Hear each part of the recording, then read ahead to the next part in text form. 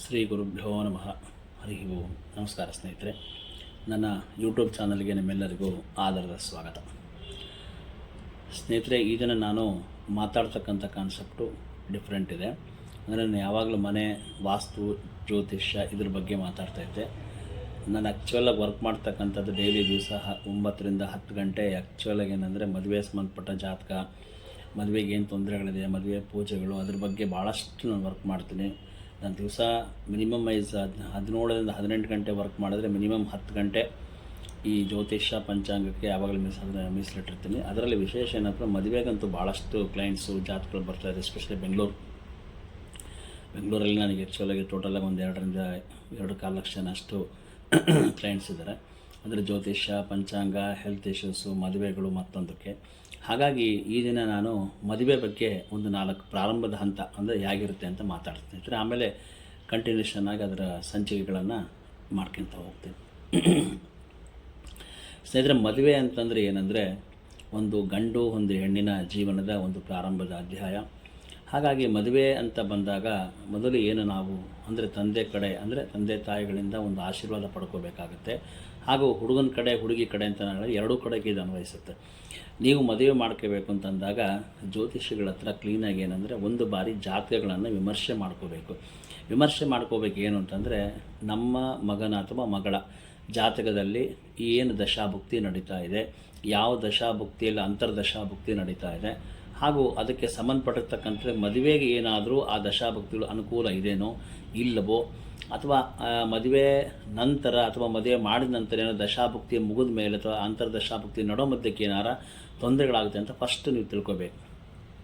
ಏನಂದರೆ ಯೋಗ ಅಂತ, ಮದುವೆ ಯೋಗ ಅಂದರೆ ಒಂದು ದಶಾಭುಕ್ತಿ ಅಂದರೆ ಲಗ್ನದ ಅಧಿಪತಿ ಯಾರಿದ್ದಾರೆ ಅದರಿಂದ ಸಪ್ತಮಾಧಿಪತಿ ಹಾಗೂ ಚತುರ್ಥಾಧಿಪತಿ ಹಾಗೂ ದಶಮಾಧಿಪತಿ, ಈ 4 ದಶಾಭುಕ್ತಿಗಳೆಲ್ಲ ಅಂತರ್ದಶಾಭುಕ್ತಿಗಳನ್ನು ನಾವು ನೋಡ್ಕೋಬೇಕಾಗ್ತದೆ. ಲಗ್ನ ಅಂದರೆ ಹುಡುಗನ ಬಲ ಏನಿದೆ, ಏನು ದಶಾಭುಕ್ತಿ ನಡೀತಿದೆ, ಗೋಚಾರದಲ್ಲಿ ಏನಿದೆ. ಚತುರ್ಥ ಅಂದರೆ ಆತನ ಮನೆ ಸ್ಥಾನ, ಅಂದರೆ 4ನೇ ಮನೆ ಅಂದರೆ ತಾಯಿ, ವಾಹನ, ಸೋದರ ಮಾವ ಇವರೆಲ್ಲ ಬರ್ತಾರೆ. ಹಾಗೂ ಮನೆ ಸ್ಥಾನ ಅಂದರೆ ಮದುವೆ ಮಾಡ್ಕೋಬೇಕಾದ್ರೆ ಒಂದು ಹುಡುಗ ಹುಡುಗಿಯ ಅಪ್ಪ ಅಮ್ಮನ ಪೊಸಿಷನ್ ಹೇಗಿರುತ್ತೆ ಅದಕ್ಕೆ ನಾವು 4ನೇ ಮನೆ ನೋಡ್ಕೋಬೇಕಾಗುತ್ತೆ. ಹಾಗೆ 7ನೇ ಮನೆ ಅಂದರೆ ಮದುವೆ ಸಮಯದಲ್ಲಿ ಇವನಿಗೆ ಬರ್ತಕ್ಕಂಥ ಏನಾರ ಕಂಟಕಗಳು, ಅನಾರೋಗ್ಯಗಳು, ಅಪಘಾತ ಕಂಟಕಗಳು, ಮಗದೊಂದು ಕುಟುಂಬದಲ್ಲಿ ಆಗ್ತಕ್ಕಂಥ ಸಾವು ನೋವುಗಳು, ಮದುವೆಗೆ ಏನಾರ ಹಣದ ಅಡಚಣೆ ಅಥವಾ ಹಣಕಾಸಿನ ತೊಂದರೆಗಳು ಬರ್ತಕ್ಕಂಥದ್ದನ್ನು ಕೂಡ ನಾವಿಲ್ಲಿ ರೆಫರೆನ್ಸ್ ತಗೋಬೇಕು. ಇದ್ರ ಹೊರತಾಗಿ ಏನಂದರೆ 8ನೇ ಮನೆ. 8ನೇ ಮನೆ ಅಂದರೆ ಕಷ್ಟಗಳು ಬರ್ತಕ್ಕಂಥ ಒಂದು ಜಾಗ. ಕಷ್ಟಗಳು ಯಾವ ರೀತಿ ಬರುತ್ತೆ ಅನ್ನೋದನ್ನು ಸ್ವಲ್ಪ ವಿವರವಾಗಿ ನಾವು ತಿಳ್ಕೋಬೇಕಾಗುತ್ತೆ. ಹಾಗೂ 8ನೇ ಮನೆಯಿಂದ ಏನಪ್ಪ ಅಂದರೆ ಹುಡುಗನಿಂದ ಹುಡುಗಿಯ ಆಯುಷ್ಯನ ಸ್ಥಾನ ತೋರಿಸುತ್ತೆ, ಹುಡುಗಿಯಿಂದ ಹುಡುಗನ ಆಯುಷ್ಯ ಸ್ಥಾನ ಬಂದು ಕೂಡ ತೋರಿಸುತ್ತೆ ಸ್ನೇಹಿತರೆ.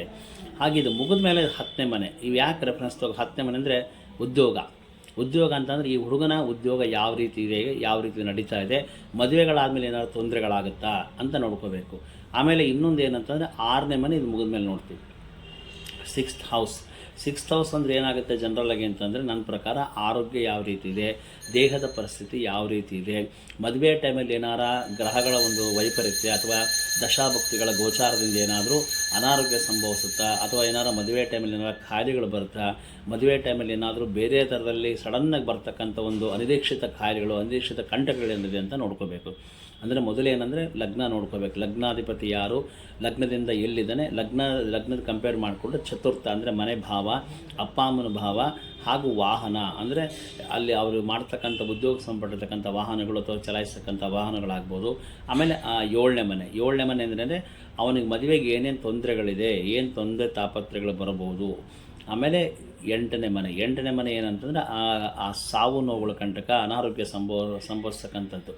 10ನೇ ಮನೆದಿಂದಲ್ಲ ಏನಾಗುತ್ತೆ ಸ್ನೇಹಿತರೆ ಅಂದರೆ ದಶಾಭುಕ್ತಿಯಲ್ಲಿ ಉದ್ಯೋಗ. ಯಾಕೆಂದರೆ ಮನುಷ್ಯನಿಗೆ ಒಂದು ಗಂಡು ಹೆಣ್ಣು ಮದುವೆ ಆಗಬೇಕಾದ್ರೆ ಉದ್ಯೋಗ ಅಂದರೆ ಜೀವನ ದುಡಿಮೆ ಇದ್ದರೆ ಮಾತ್ರ ಆಗುತ್ತೆ. ಇಲ್ಲಾಂದರೆ ಉದ್ಯೋಗ ಸರಿಯಿಲ್ಲ ಅಂತ ಎಷ್ಟೋ ಮದುವೆಗಳು ನೋಡುತ್ತೇನೆ ಕ್ಯಾನ್ಸಲ್ ಆಗಿರ್ತವೆ. ಆಮೇಲೆ ಉದ್ಯೋಗ ಕೆಲವೊಬ್ರಿಗೆ ಏನಾಗುತ್ತೆ ಅಂದರೆ ಈ ಮದುವೆಗಳಾದಮೇಲೆ ಸಡನ್ನಾಗಿ 1-2 ತಿಂಗಳು ಉದ್ಯೋಗಗಳು ಹೊರಟೋಗುತ್ತೆ. ಇದು ಒಂದು ಸಮಸ್ಯೆ ಆಗುತ್ತೆ ಸ್ನೇಹಿತರೆ. ಹಾಗಾಗಿ ಏನಾಗುತ್ತೆ ಅಂತ ನೀವೆಲ್ಲ ನೋಡ್ಕೋಬೇಕಾಗುತ್ತೆ ಸ್ನೇಹಿತರೆ. ಇಲ್ಲಿ ಏನಾಗುತ್ತೆ ಅಂತಂದರೆ 10ನೇ ಮನೆ ನಾವು ಯಾಕೆ ನೋಡಬೇಕು ದಶಾಭುಕ್ತಿಯಲ್ಲಿ 10ನೇ ಮನೆ ಬಂದು ನಮ್ಮ ಉದ್ಯೋಗ ಕರ್ಮಸ್ಥಾನ. ನಮ್ಮ ಜೀವನದಲ್ಲಿ ಉದ್ಯೋಗಗಳು ಚೆನ್ನಾಗಿದ್ದರೆ ಮಾತ್ರ ನಾವು ನಮ್ಮ ಆಯುಷ್ಯ, ಆರೋಗ್ಯ, ನಮ್ಮ ತಂದೆ ತಾಯಿ, ನಮ್ಮ ಹೆಂಡತಿ ಮಕ್ಕಳ ಭವಿಷ್ಯನ ನಾವು ನೋಡ್ಕೋಬೇಕಾಗುತ್ತೆ ಸ್ನೇಹಿತರೆ. ಹಾಗಾಗಿ ಏನಂತಂದರೆ ನಾವು 10ನೇ ಮನೆ ಅವಶ್ಯಕವಾಗಿ ನೋಡಬೇಕು.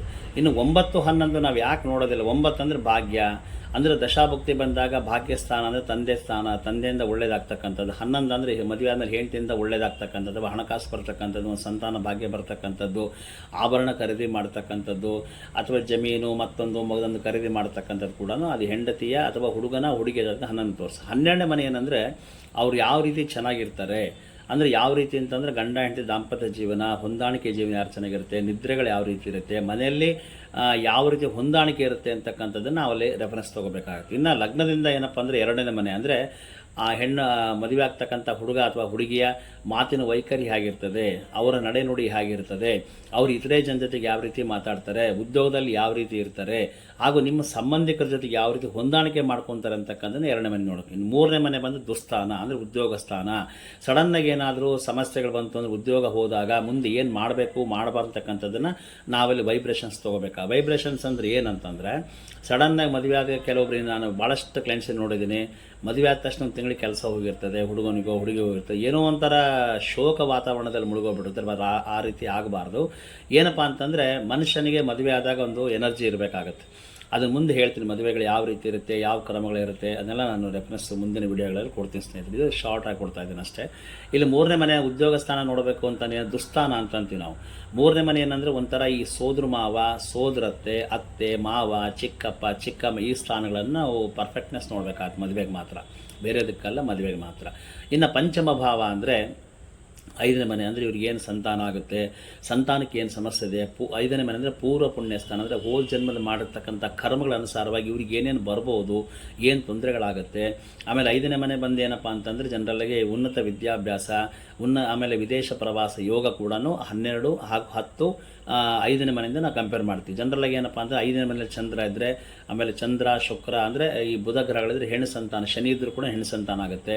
ಸೂರ್ಯ, ಕುಜ, ಗುರು ಇವು 3 ಇದ್ರೂ ಕೂಡ ಗಂಡು ಸಂತಾನ ಆಗುತ್ತೆ. ಪೂರ್ವ ಪುಣ್ಯ ಸ್ಥಾನದಲ್ಲಿ ಏನಾದರೂ ಪಾಪಗ್ರಹಗಳಿರ್ತಕ್ಕಂಥ ರಾಹು, ಕೇತುಗಳು, ಕುಜ, ಶನಿ ಇವೆದ್ರೆ ಏನಂತಂದರೆ ಕೆಲವೊಂದು ಬಾರಿ ಸಂತಾನಗಳು ವಿಳಂಬ ಆಗುತ್ತೆ, ಆಮೇಲೆ ಅಭಾಷನ್ಸ್ಗಳಲ್ಲಾಗುತ್ತೆ.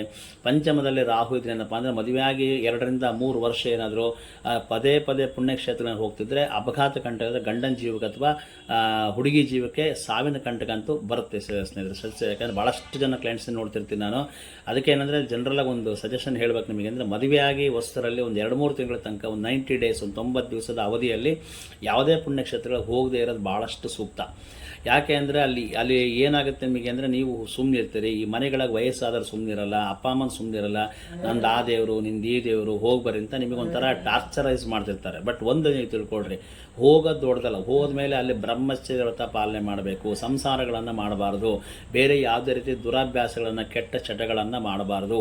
ಆ ದೇವಸ್ಥಾನಕ್ಕೆ ನೀವು ಹೋದಾಗ ಏನಾಗುತ್ತೆ ಅಂದರೆ ಬ್ರಹ್ಮಚರ್ಯದಿಂದ ಬೇರೆ ಬೇರೆ ಗಂಡ ಹೆಂಡತಿ ಸಪ್ರೇಟಾಗಿ ಮಲ್ಕೋಬೇಕಾಗತ್ತೆ. ಆಮೇಲೆ ಮಡಿ ಮೇಲಿಗೆ ಆಚರಣೆ ಅಂತ ಇರುತ್ತೆ ದೇವಸ್ಥಾನ ಅಂದರೆ ಪುಣ್ಯಕ್ಷೇತ್ರದಲ್ಲಿ ಕೆಲವೊಂದು ನೀತಿ ನಿಯಮಗಳನ್ನು ಆಚರಣೆ ಮಾಡಬೇಕು ಸ್ನೇಹಿತರೆ. ಹಾಗಾಗಿ ಅವನ್ನೆಲ್ಲ ಮಾಡಿದಾಗ ನಿಮಗೆ ಏನೂ ಆಗಲ್ಲ. ಬಟ್ ನೀವುಗಳು ಈಗಿನ ವಾತಾವರಣದಾಗೆ ಈ ಹೊಸ ಮದುವೆಯಾಗಿ ಹೋಗಿ ದೇವಸ್ಥಾನದಾಗೆ ಈ ರೀತಿ ಅಂತಂದರೆ ಯಾರು ಹುಚ್ಚರು ಅಂತಂತಾರೆ ನಮಗೆ. ಅದು ಭಾಳಷ್ಟು ನಾನು ಕ್ಲೈಂಟ್ಸ್ ಎದುರುಗಡೆನೂ ಮಾತಾಡಿದ್ದೀನಿ, ಆದರೂ ನನಗೆ ಅಂದು ಹೋಗಿದ್ರೆ ಅದಕ್ಕೆ ನಾನು ತಲೆನೂ ಕೆಡಿಸ್ಕೊಳಕ್ಕೆ ಇರೋ ಸತ್ಯ ಏನು ಸೇರಿದ್ರೆ ಸತ್ಯ ಯಾವಾಗಲೂ ಬಹಳ ಕೈಯಾಗಿರ್ತದೆ. ಹಾಗಾಗಿ ನೀವು ಹೊಸ್ದಾಗಿ ಬೇಕಾದ್ರೆ ಮದುವೆ ಆದಮೇಲೆ ಹನಿಮೂನ್ಗೆ ಬೇರೆ ಕಡೆ ಎಲ್ಲರೂ ಹೋಗ್ಕೊಳ್ರಿ, ಅದು ಏನು ಸಮಸ್ಯೆ ಆಗಲ್ಲ. ಬಟ್ ಪುಣ್ಯಕ್ಷೇತ್ರಗಳಿಗೆ ಹೋದಾಗ ಆ ಕ್ಷೇತ್ರಗಳಿಗೆ ಅಪಚಾರ ಆದರೆ ಮಾತ್ರ ಅದು ನಿಮಗೆ ಹೊಡೆತ ಬೀಳ್ತದೆ. ಕೊನೆಗೆ ಏನಾಗುತ್ತೆ, ಏನೋ ಒಂದು ದುರಂತ ಆಗುತ್ತೆ, ನೀವು ನೋಡ್ತಿರ್ತೀರಿ.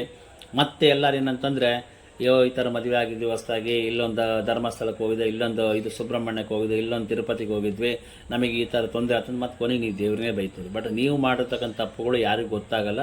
ಅದು ಯಾರಿಗೂ ಅಂದರೆ ಏನಾಗುತ್ತೆ ಅಂದರೆ ಯಾರಿಗೂ ಗೊತ್ತಾಗಲ್ಲ. ಯಾಕೆಂದರೆ ನೀವು ಹೇಳೋದಿಲ್ಲ ಬಾಯ್ಬಿಟ್ಟು. ಇನ್ನೊಂದು ಅಲ್ಲಿ ತಪ್ಪಾಗಿದೆ ಏನು ಅಂತಂದರೆ ನೀವು ಅಟ್ಲೀಸ್ಟ್ ಯಾರ ಮುಂದೆ, ನಮ್ಮಂಥರ ಮುಂದೆ ಅಥವಾ ಅಪ್ಪ ಮುಂದೆ ಯಾರ ಮುಂದೆ ಹೇಳೋದು ಅದಕ್ಕೊಂದು ಪರಿಹಾರನ ಮಾಡ್ಕೋಬೋದು. ಹೀಗಾಗಿ ಏನಂದರೆ ನಿಮ್ಮ ತಪ್ಪುಗಳು ಮುಚ್ಚಲಿಕ್ಕೆ ಮತ್ತೆ ನೀವು ಕೊನೆಗೆ ದೇವ್ರ ಹತ್ರ ಬೈಬೇಕಾಗ್ತದೆ. ಹಾಗಾಗಿ ಈ ಮದುವೆಗೆ ಸಂಬಂಧಪಟ್ಟಿರ್ತಕ್ಕಂಥದ್ದಕ್ಕೆ ಲಗ್ನ ನೋಡಬೇಕು. ಮೊದಲನೇದಾಗಿ ಲಗ್ನದಿಂದ ಚತುರ್ಥ ಭಾವ ಹಾಗೂ ಸಪ್ತಮ ಭಾವ, ಅಷ್ಟಮ ಭಾವ, ದಶಮ ಭಾವ ನೋಡಿಕೊಂಡ್ರೆ ಸಾಕಾಗುತ್ತೆ. ಇನ್ನು 5ನೇ ಮನೆ ಮುಗಿಸಿದ 6ನೇ ಮನೆ ಜನರಲ್ಲಾಗಿ ಏನಂತಂದರೆ ಅದೇ ನಿಮಗೆ ಏನಾರು ಕಾಯಿಲೆಗಳಿದೆನೋ, ಆಮೇಲೆ ಬೇಸಿಕ್ ಕೆಲವೊಂದು ಕಾಯಿಲೆಗಳಿರ್ತದೆ ಸ್ನೇಹಿತರೆ. ಕೆಲವೊಬ್ರು ಹುಟ್ಟಿದಾಗ ಹಾರ್ಮೋನು, ಥೈರಾಯ್ಡ್ ಇಂಬ್ಯಾಲೆನ್ಸು, ಆಮೇಲೆ ಸೊಂಟ ನೋವು, ಕತ್ತು ನೋವು, ಅಲರ್ಜಿ, ಡಸ್ಟ್ ಅಲರ್ಜೀಸು ಇವೆಲ್ಲ ಇರ್ತಾವೆ. 6ನೇ ಮನೆ ಅಂದರೆ ಭಾಳ ಶುಭ್ರವಾಗಿದ್ದರೆ ಏನಾಗುತ್ತೆ, 6 ಅಂದರೆ ನಿಮ್ಮ ಮದುವೆಗೆ ಯಾರಾದರೂ ಶತ್ರುಗಳಿದ್ದಾರೆ, ಇದನ್ನು ಕೂಡ ನೋಡ್ಕೊಂಡ್ರೆ ಮದುವೆಗೆ ಅಡ್ಡಿಪಡಿಸ್ತಕ್ಕಂಥ ಯಾರ ಸಂಬಂಧಿಕರು, ಕುಟುಂಬದವರು, ಬಂಧು ಬಾಂಧವರು ಯಾರು ಇದ್ದಾರಾ, ಅವ್ರುಗಳಿಂದ ಏನಾದ್ರು ತೊಂದರೆಗಳಾಗುತ್ತಾ, ಆ ರಿಲೇಷನ್ಸ್ ಅಂತ ಒಂದು ಅದನ್ನು ನೋಡ್ಕೋಬೇಕಾಗುತ್ತೆ. ಹಾಗಾಗಿ ಇದು 10ನೇ ಮನೆ ಹೇಳಿದೆ, 9ನೇ ಮನೆಯೂ ತಂದೆ ಸ್ಥಾನ ಹೇಳಿದೆ. ಆಮೇಲೆ ಚತುರ್ಥ ಭಾವ ಬಂದು ಚೆನ್ನಾಗಿತ್ತು ಅಂದರೆ ತಾಯಿ ಆಶೀರ್ವಾದ ಚೆನ್ನಾಗಿರುತ್ತೆ. ನೀವು ತಿಳ್ಕೊಂಬಿಟ್ಟು ಚತುರ್ಥ ಅಂದರೆ ತಾಯಿ ಸ್ಥಾನ ಅಂದರೆ 4ನೇ ಮನೆ ಅಂದರೆ ನಮಗೆ ಅಂದರೆ ವಾಹನ ಅಂದರೆ ವೆಹಿಕಲ್ಸ್, ಆಮೇಲೆ ಅಮ್ಮನ ಸ್ಥಾನ ಹಾಗೂ ಸೋದರ ಮಾವಂದ್ರ ಸ್ಥಾನ ಗಟ್ಟಿಯಾಗಿರಬೇಕಾದ್ರೆ ಚತುರ್ಥ ಭಾವ ಚೆನ್ನಾಗಿರಬೇಕಾಗತ್ತೆ. ಹಾಗೂ ಏನಂತಂದರೆ ಈ 11th ಹೌಸ್ ಅಂದರೆ ಅದು ಭಾಗ್ಯ ಅಂತ. ಭಾಗ್ಯ ಅಂದರೆ ಏನಪ್ಪ ಅಂದರೆ ಮದುವೆ ಆದಮೇಲೆ ಬರ್ತಕ್ಕಂಥದ್ದು ನಿಮಗೆ ಗೊತ್ತಾಗುತ್ತೆ. ಒಳ್ಳೇದಾದ್ರೆ ನೀವು ಯಾರಿಗೂ ಹೇಳೋದೇ ನೆಸಿಟಿಯಲ್ಲಿ ಹೇಳ್ತಿರೋಲ್ಲ, ಅದು ಗೊತ್ತಿಲ್ಲ. ಯಾಕಂದರೆ ಮದುವೆ ಆದಮೇಲೆ ಒಳ್ಳೇದಾದರೆ ಅಯ್ಯೋ ಒಳ್ಳೇದಾತ್ ಬಿಡ್ರಿ ಅಂತ. ಅಪ್ಪಿ ತಪ್ಪೇನಾರ ಮದುವೆ ಆಗಿ ಬಂದಮೇಲೆ ನಿಮಗೇನಾರು ಮನೆಗಳು ಸಣ್ಣ ಪುಟ್ಟ ತೊಂದರೆಗಳಾದ್ರೆ ಅಯ್ಯೋ ಈ ಹುಡುಗಿನ ಮದುವೆ ಮಾಡ್ಕೊಂಬಂದ್ವಿ ಹಿಂಗಾಗೋತು ಅಂತೇಳಿ ಕೊನೆಗೆ ಅವ್ರ ಮೇಲೆ ಇವ್ರಿಗೆ ಗೋಬೇಕು ಕೂರಿಸೋದು, ಇವ್ರ ಮೇಲೆ ಅವ್ರಿಗೆ ಗೋಬೇಕು ಕೂರಿಸೋದು, ಇವೆಲ್ಲವೂ ನಮ್ಮ ಸಮಾಜದಲ್ಲಿ ಮದುವೆ ಸಂಬಂಧಪಟ್ಟಿರ್ತಕ್ಕಂಥದ್ದು ನಡೀತಾವೆ ಸ್ನೇಹಿತರೆ. ಏನು ಡೌಟ್ ಇಲ್ಲ, ನಿಮಗೆಲ್ಲರಿಗೂ ಗೊತ್ತಿರ್ತದೆ, ಗೊತ್ತಿಲ್ಲದಿರೋದು ಏನೂ ಇರೋದಿಲ್ಲ ಅದು.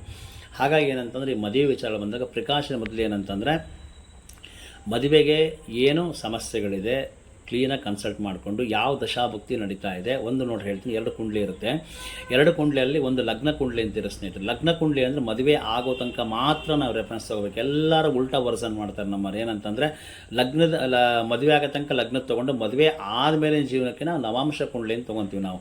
ಆ ನವಾಂಶ ಕುಂಡ್ಲಿ ಏನಾದರೂ ಚೆನ್ನಾಗಿರಲಿಲ್ಲ, ಗ್ರಹದಲ್ಲಿ ಕೆಟ್ಟೋಗಿತ್ತು ಅಂದರೂ ಕೂಡ ಮದುವೆಗಳು, ಮತ್ತೊಂದು ಮಗದೊಂದು ಏನಾರ ಸಾವು ನೋವುಗಳು, ಮತ್ತೊಂದು ವಿಚ್ಛೇದನಗಳು ಇವೆಲ್ಲ ನಡೆಯಲಿಕ್ಕೆ ಎಲ್ಲ ಅವಕಾಶ ಇರುತ್ತೆ. ಹಾಗಾಗಿ ಏನಂದರೆ ಈ ದಶಾಭಕ್ತಿಗಳು ಯಾವ ರೀತಿ ನಡೀತಾ ಇದೆ, ಏನು ದಶಾಭಕ್ತಿ ಗೋಚಾರದಲ್ಲಿ ಗುರು ಶನಿ ಎಲ್ಲಿದ್ದಾರೆ, ಗುರುಬಲ ಅಂತಕ್ಕಂಥದ್ದು ಯಾವ ರೀತಿ ಇದೆ.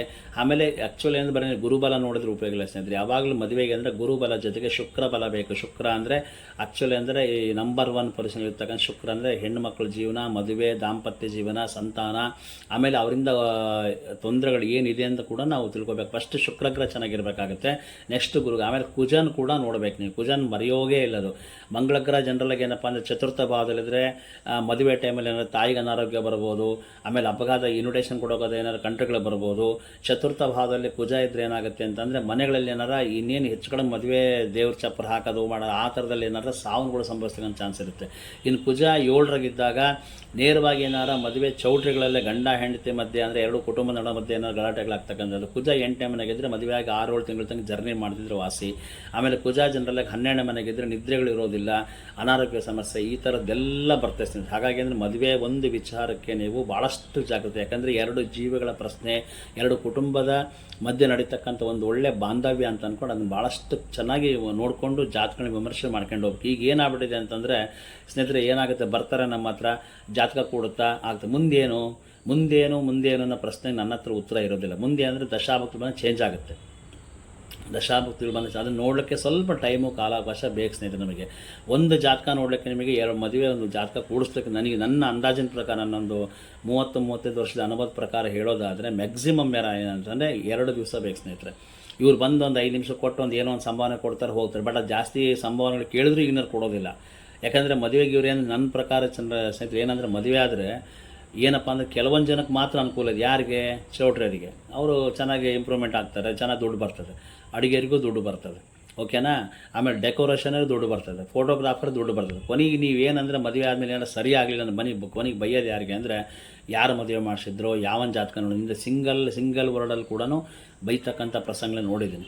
ಆಮೇಲೆ ಸರಿಯಾಗಿ ಮದುವೆಗಳು ನಡೆದಾಗ ಸರಿಯಾಗಿ ಅವ್ರಿಗೆ ಸಂಭಾವನೆಗಳು ಕೊಡೋದಿಲ್ಲ, ಹೇಳಿದ ಸಂಭಾವನೆ ಕೊಡೋಲ್ಲ, ಅದು ಒಂದು ಸ್ವಲ್ಪ ಶಾಪಗಳು. ಆಮೇಲೆ ಮದುವೆಯಲ್ಲಿ ಆಗ್ತಕ್ಕಂಥ ಲೋಪದೋಷಗಳು ಕೂಡ ನೆಕ್ಸ್ಟ್ ಸಂಚಿಕೆಯಲ್ಲಿ ಮಾಡ್ತೀನಿ ಸ್ನೇಹಿತರೆ.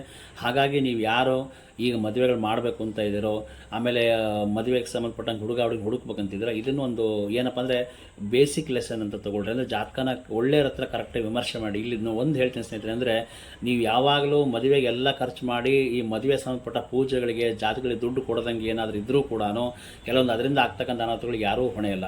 ಅಂದರೆ ನೀವು ಜಾತಕಗಳನ್ನು ಕ್ಲೀನಾಗಿ ತೋರಿಸ್ತೇ ಇದ್ದರೆ ಸುಮ್ಮನೆ ಏನೋ ಗುಣಗಳು ಕೊಡುತ್ತೆ, ಯಾರೋ ಹೇಳ್ತಾರೆ, ಏನೋ ಒಂದು ಮಾಡ್ಕೊಂಡು ನಾಳೆ ಆ ತೊಂದರೆಗಳಾದರೆ ನಿಮ್ಮ ಮಕ್ಕಳ ಜೀವನ, ನಿಮ್ಮ ಮಕ್ಕಳ ಭವಿಷ್ಯ ಹಾಳಾಗುತ್ತೆ ಸ್ನೇಹಿತರೆ. ಹಾಗಾಗಿ ಮದುವೆ ಬಗ್ಗೆ 2 ಕುಟುಂಬದವರು ಕರೆಕ್ಟಾಗಿ ಹುಡುಗ ಜಾತಕಗಳನ್ನು ತೋರಿಸ್ಕೊಂಡು ಪ್ರಿಫರೆನ್ಸ್ ಮಾಡಿಕೊಂಡು ಏನು ದೋಷಗಳಿದೆ ಪರಿಹಾರ ಮಾಡ್ಕೊಳ್ರಿ, ಏನು ತಪ್ಪಿಲ್ಲ. ನೀವು ದೇವರಿಗೆ ಪೂಜೆ ಮಾಡಿಸಿದ್ರೆ ಯಾವತ್ತೂ ವೇಸ್ಟ್ ಆಗಲ್ಲ ಅಂತ ತಿಳ್ಕೊಂಡು ಹೇಳ್ತೀನಿ ಸ್ನೇಹಿತರೆ. ನೀವು ಮದುವೆ ಸಂಬಂಧಪಟ್ಟ ಪೂಜೆಗಳು ಮಾಡಿಸಿದ್ರೆ ಮುಂದೆ ಇವತ್ತು ಅದೇನೆಂದರೆ ದೇವರು ಪೂಜೆಗಳು ಮಾಡಿಸಿದ್ರೆ ಯಾವತ್ತೂ ವೇಸ್ಟ್ ಆಗಲ್ಲ. ಒಂದು ಎಲ್ಲರೂ ಬೈತಿರ್ತಾರೆ ಅಂದರೆ ಈ ಹೋಮಗಳನ್ನು ಮಾಡಿಸಿದ್ರೆ ಏನಾಗುತ್ತೆ, ಆಮೇಲೆ ಹೋಮಗಳನ್ನ ಯಾಕೆ ಮಾಡಬೇಕು, ಅದರಿಂದ ಏನು ಉಪಯೋಗ ಅಂತ ಈ ನಮ್ಮ ಪರಿಸರವಾದಿಗಳು ಮತ್ತೊಬ್ಬರು ಮೊಗದೊಂದವರು ಈ ಸಮಾಜವರ್ಗ ಅಂದ್ರೆ ಭಾಳಷ್ಟು ಜನಕ್ಕೆ ಹೋಮ ಅಂದ್ಬಿಟ್ರೆ ಅದು ಅಸಹ್ಯ ಅಥವಾ ಏನೋ ಒಂಥರ ಕೆಟ್ಟ ಭಾವನೆ ಅಂತ ಅನ್ಸ್ಬಿಟ್ಟು. ಹಾಗಲ್ಲ ಸ್ನೇಹಿತರೆ, ಈ ನಾವು ಹೋಮಗಳನ್ನು ಮಾಡ್ತೀವಿ ಸ್ನೇಹಿತರೆ, ಆ ಹೋಮಗಳು ಮಾಡಿದ ಹೊಗೆ ಏನಿರುತ್ತೆ ಫ್ಲೇಮ್, ಆ ಹೊಗೆಗಳೆಲ್ಲ ಸೀದಾ ಆಕಾಶಕ್ಕೆ ಹೋಗಿ ಮೋಡಗಳಾಗಿ ಪರಿವರ್ತನೆ ಆಗಿ ನಮಗೆ ಮಳೆ ರೂಪದಲ್ಲಿ ಮತ್ತೆ ಭಗವಂತ ವಾಪಸ್ ಕೊಡ್ತಾನೆ. ಅದಕ್ಕೋಸ್ಕರ ನಾವು ಹೋಮ ಮಾಡಬೇಕಷ್ಟೇ. ಅದು ಯಾವ ರೀತಿ ಅಂತಂದರೆ ಒಳ್ಳೆಯ ಮಂತ್ರಗಳ ಪಠಣಗಳಿಂದ, ದೇವರ ಮಂತ್ರಗಳ ವೈಬ್ರೇಷನ್. ಸುಮ್ಮನೆ ಏನಂದರೆ ಬೆಂಕಿ ಹಚ್ಚೋದಲ್ಲ ಕೆಲಸ. ಹೋಮ ಅಂದರೆ ಬೆಂಕಿ ಹಚ್ಚೋದಲ್ಲ, ಅದಕ್ಕೊಂದು ಪದ್ಧತಿ ಇದೆ, ಪ್ರೊಸೀಜರ್ ಇದೆ, ಸ್ಥಾಲಿಪ ಅಗ್ನಿ ಪರೀಕ್ಷೆಗಳಿದೆ, ಅಗ್ನಿ ಸೂಕ್ತ ಅಂತಿದೆ. ಆಮೇಲೆ ಅದರ ಸಂಬಂಧಪಟ್ಟಿರ್ತಕ್ಕಂಥ ತುಪ್ಪಗಳು, ಭತ್ತದ ಹರಳು, ಎಳ್ಳು ಮತ್ತೊಂದು ಎಲ್ಲದನ್ನು ಇದನ್ನು ಮದುವೆಗಳಲ್ಲಿ ಯಾಕೆ ಮಾಡ್ತೀವಿ ಸ್ನೇಹಿತರೆ, ಆ ಮದುವೆ ಮಾಡ್ತಕ್ಕಂಥ ಜಾಗದಲ್ಲಿ ಎಷ್ಟೋ ಜನ ಮದುವೆ ಮಾಡ್ಕೊಂಡು ಹೋಗಿರ್ತಾರೆ, ಏನೋ ಸಮಸ್ಯೆಗಳಾಗಿರುತ್ತೆ. ಈ ಲಾಜಾ ಹೋಮ ಅಂತ ನಾವೆಲ್ಲ ಮಾಡ್ತೀವಿ ಸ್ನೇಹಿತರೆ. ಮುಂದಿನ ಸಂಚಿಕೆಗಳನ್ನೆಲ್ಲ ತಿಳಿಸ್ತೀನಿ. ಹಾಗಾಗಿ ಮದುವೆ ಸಂಪುಟ ಇಷ್ಟು ಮಾಹಿತಿ ಹೇಳಿದ್ದೀನಿ, ನಿಮಗೆ ಅನುಕೂಲ ಆಗುತ್ತೆ ಅಂತ ನಾನು ಭಾವಿಸ್ತೀನಿ. ಎಲ್ಲರಿಗೂ ನಮಸ್ಕಾರ. ಹರೇ ಕೃಷ್ಣ.